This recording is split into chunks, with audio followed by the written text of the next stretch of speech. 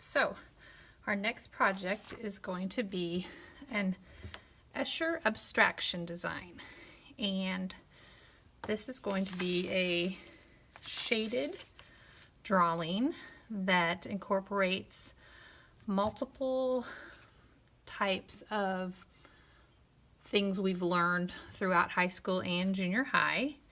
It's going to, these are a few examples. I have this one here that has just different things on it. This is another example, a larger one that has some other things on it. Let me turn it over so you can see the different things. But what you're going to do is you're going to be required to have two one-point objects, two multiple-point objects, one checkerboard element, one gate, and one Escher element. And so I'm going to kind of go over these. When I talk about like the 1 point and the 2 point, we did this before. 1 point would be like your explosion. This here is a 1 point. This here is a 1 point. On this one, all these little ones that go in to here, these are all 1 point. Anything that goes to a single point and shoots out from a shape would be a 1 point, an explosion shape. Those will be your 1 point. Your multiple points are going to be these square objects in here. These are multiple point. These are multiple point shapes. So those are going to be your multiple point. Your gates, they're going to be 1 point, or they don't have to be. They're going to be 1 point with an extra layer of level to them. So this one here, you've got your 2 point here, your 1 point here.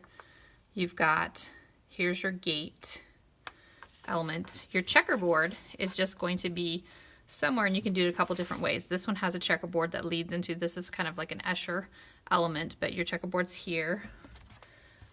You've got checkerboards here that you can do with the circles.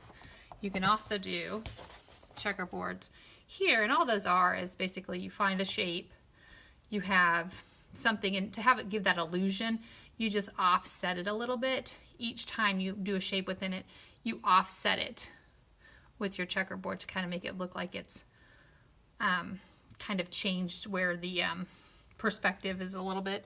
These are very simple. I can walk you through it on an example a little bit later on, but those are your checkerboard effects. Then your Escher element, which is one of your final ones. And what I'm talking about here is MC Escher did some really cool things, like these two pictures here. I've taken this kind of star-like shape here. It's in this drawing here, and it's a very, I mean, it looks complex, but when you break it down, it's very easy, and I'll show you that again. But he has it repeated throughout a few of his pictures, like on this one called Order and Chaos. It's the main shape here.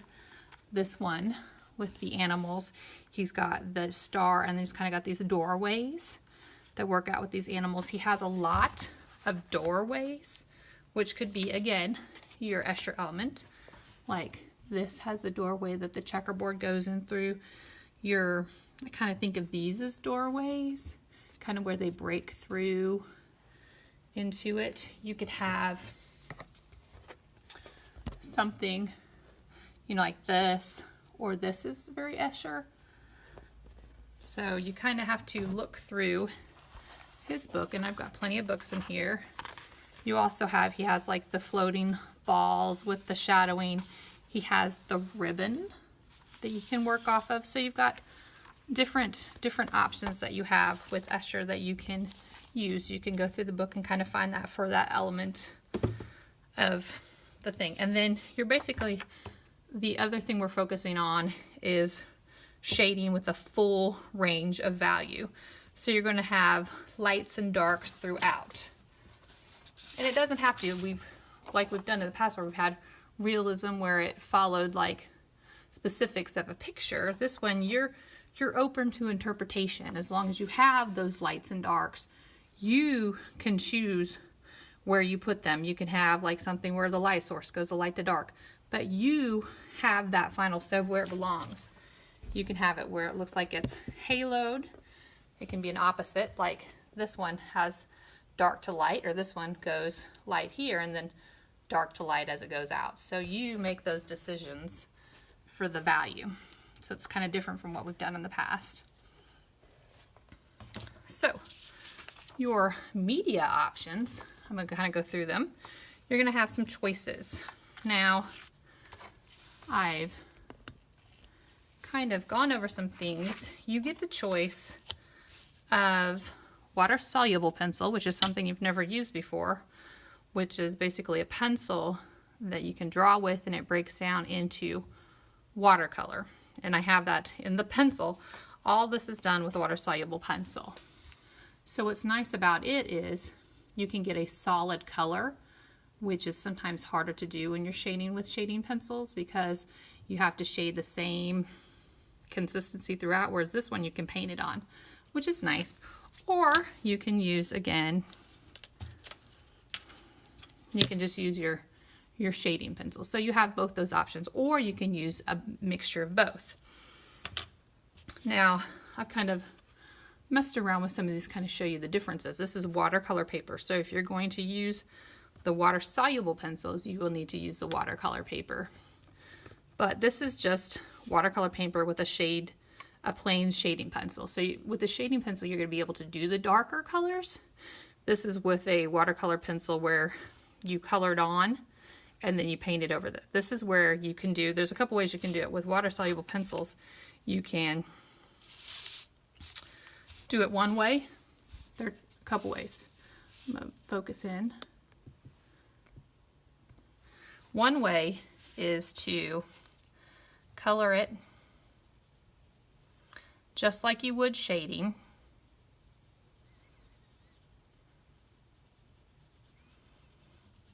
And then go in and paint it on top. This is going to be kind of quick. And the other way is to paint from the pencil. And this is what I've been kind of using. And when you do that, you kind of put yourself some pencil here on this, and then you paint from this. So I'm going to show you both these ways. So one way, which is when you do it on here, you'll go in and see how it kind of liquefies like watercolor.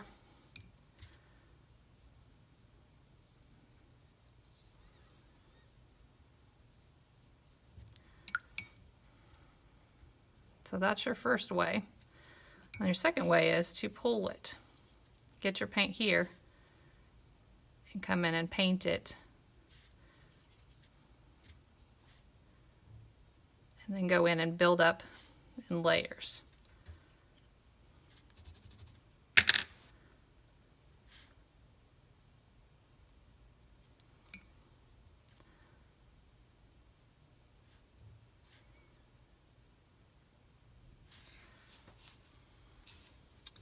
Now, as you do that, and this is kind of, you can build it up further to get it to look more like this, but you can do that, and then if you do it this way, you can choose to go in, and this is what I did with this example, you could choose to go in once you're done and it's dry. This one's dry.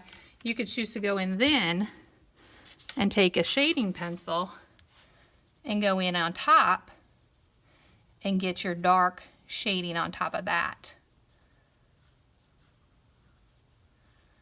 Where you just go in, shading pencil,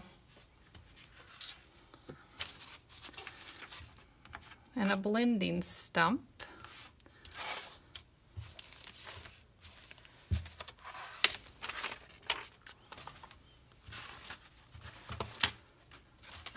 I can't find my blending stump. So, and blend that in to where it has that same look. Oh, here's my blending stump. Blend it in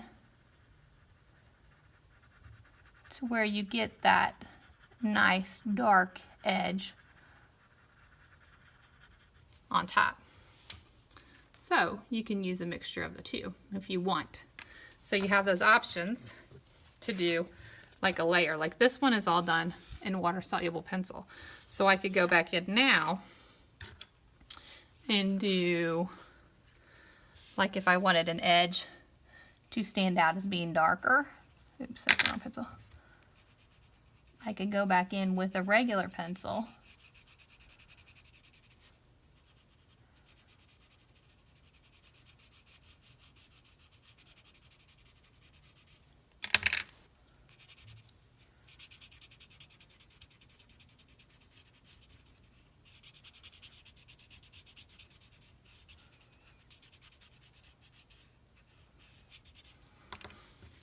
and blend that edge. So if you wanted to do a mixture of the two, you could. So those are your choices for media. You can use water-soluble pencil, which is this one. So it's like a watercolor with a pencil. Or you could use regular pencil. These are all just done with a regular pencil. Or you can use a mixture of them both. So like this one, this was done with water-soluble pencil, and then I went back in and did the shadowing on the edge with the regular pencil. Here's some examples again. You have your plain. This one I went back in and did with the regular pencil. This is just a painted. And you have the same thing with the color, because you are going to have a color accent, one color accent. This one has the purple. This one here had the burgundy on it. So you'll have a color accent, which again, you will have options to do with the water-soluble pencil also. And that's kind of what they look like. You have the water-soluble pencil, and this is a regular pencil, so you have that option too. Now, I had said that here's like a smaller example. You have the Escher. You have, this is a 3-point, 2-point grid. I told you I was going to show you how to do this, and I was going to show you how to do this. I'm going to show you how to do this real quickly. So, a star, which is kind of that Escher one, it's pretty easy. I kind of have this so you can see what I'm talking about as I go. Basically, it starts out with 5 lines to make that inside diamond, to speak of this thing right here. And then you can connect them.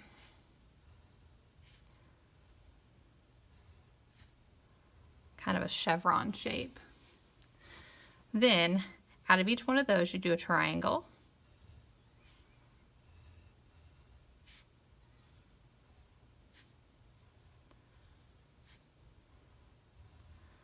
Then on each one of those you do a little edge. This becomes the side of that triangle. This is the edge of those that you would see. See, I see these edges here.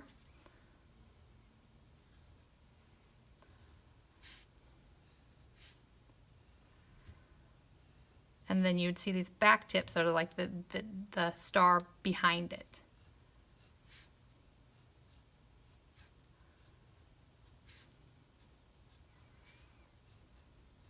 That is your diamond. What makes it look so cool is how you shade it. That gives the illusion of ups and downs.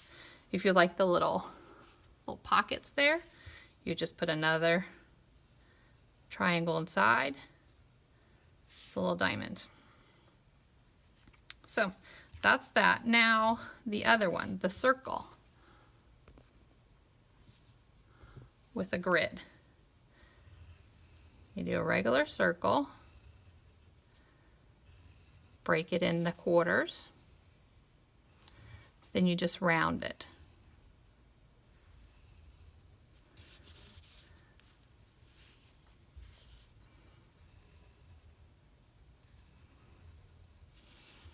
And then you do the same thing going the other direction.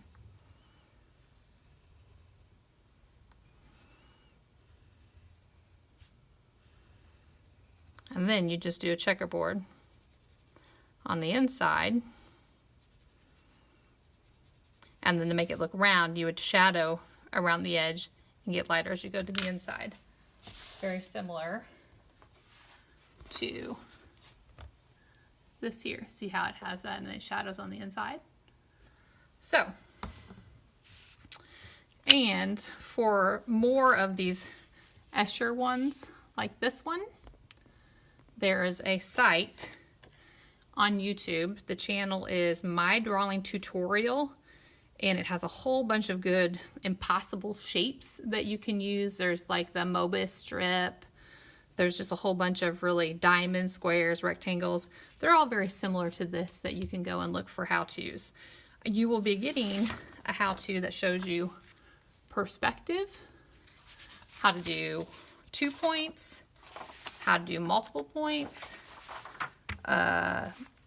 steps, how to do the grid itself, how to do just 1 point perspective. So you have a how-to on that. You can look back to one of my other videos for the junior high for 1 point explosion, how to do that. So just real quick, you have 2 1 point objects, 2 multiple point objects, a checkerboard element, a gate, and 1 Escher type of element, whether it's, you know, a star, a doorway, some type of thing that you found in the Escher design. This one's very similar to like some of his hand drawings and stuff. And then you're going to really focus on the full value range of shading using shading, highlights, just anything you can do to have that light to dark. That's very broad range. You can use water-soluble pencils, regular pencils, or a mixture of them both. You just need to decide to begin with so I can give you the right paper.